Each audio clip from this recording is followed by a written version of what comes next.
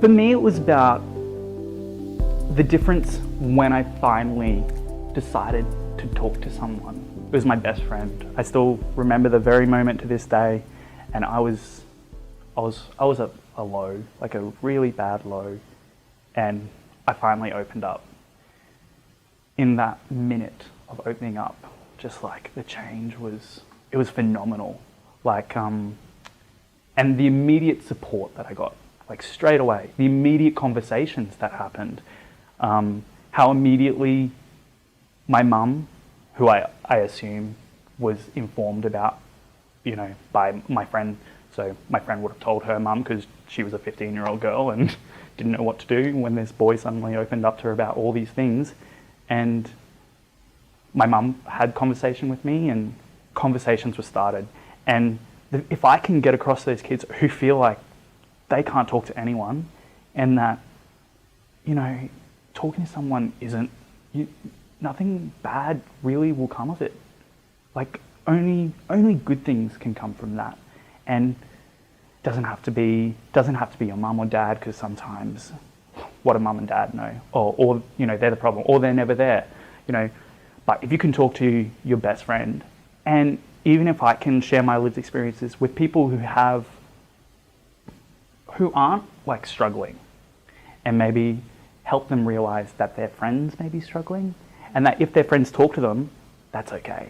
Like, that's okay, and helping them understand maybe what to say back or what not to say back, in terms of sometimes you don't need to tell them what to feel. Sometimes you don't need to inform them or you don't even need to say it's going to be okay. You just need to sit there and you need to listen to them and be like, thanks for telling me. I'm always here. You can tell me anything. Being that person is invaluable to a person who is struggling.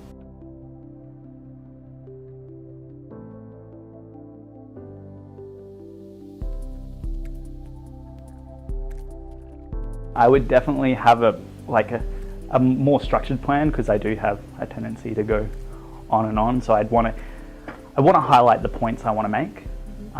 Definitely the important things I want to get across about the importance of mental health in youth and how we can target that, because I think a lot of people don't really know how we can target that or how to better target that. Coping strategies, I think, is important, especially because that is one of the biggest things that's helped me. And then that it's okay to talk to someone. Because I think it's just a horrible stigma of today that, especially in men. I mean, we know in men keep their feelings bottled up. Men don't talk about their feelings.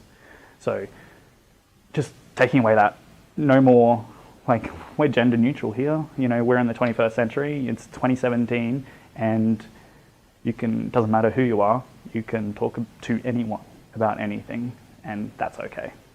I think it's also important, especially with all media, whether it's social media or newspapers. I mean, not a lot of kids read newspapers these days, but BuzzFeed, all those common, fun websites, they have a responsibility to promoting healthy reporting, mentally healthy reporting, about how they phrase things, about what's appropriate to post, quoting, making sure that they're appropriately informed and trained to report those stories.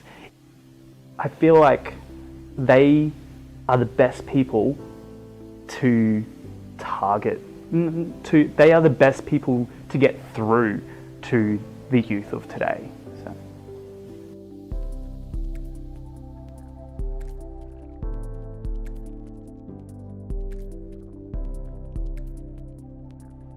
In terms of my safety, like my own personal health, I still struggle to this day in terms of keeping my emotions and talking to people about my issues, especially if you're surrounded by other people who have some mental health issues in your family or in your friend circle.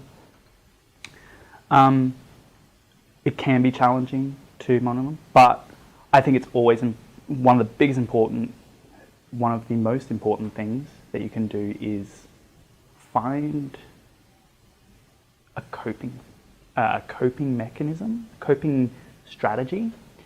For me, it started with music.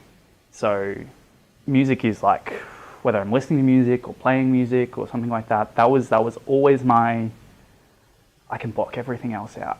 And it's not even about taking time to think about my things. I think a lot of people think it's just like, I need to go and have time to think. I disagree. I think I need time to not think.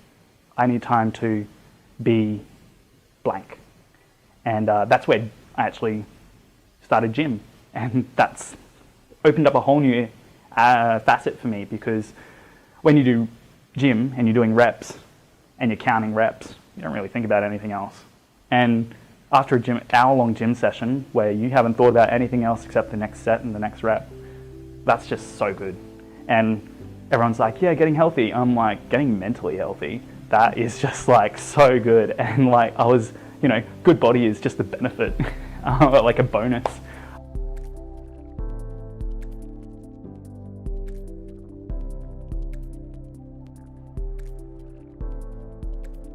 I suppose lived experience to me is about youth. Like, I'm 26 now, and my story probably started when I was a teenager. And I think, like a lot of teenagers today, it's life isn't great. Like, it feels like it's not great. It doesn't matter how you're told or who tells you.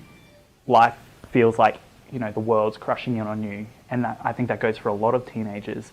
And I think that's part of development. I think mental development sometimes requires a little bit of help. And I think my lived experience is like, I was only in that position not too long ago. Like, I'd like to think that I'm still young, and that I can relate to those teenagers who, right up until they're young adults, like till they're now, and who are still struggling with things they faced when they were teenagers, like kids of divorce, kids of broken families, kids of abuse, kids of bullying. Bullying in schools is like that is a big part of my story. It's just bullying in schools kids can be quite cruel. I don't think kids mean to be cruel. I just don't think kids understand what cruelty is. And I think it's very important to know that the kids, both the bullies and the bullied, have some understanding about maybe what mental health is,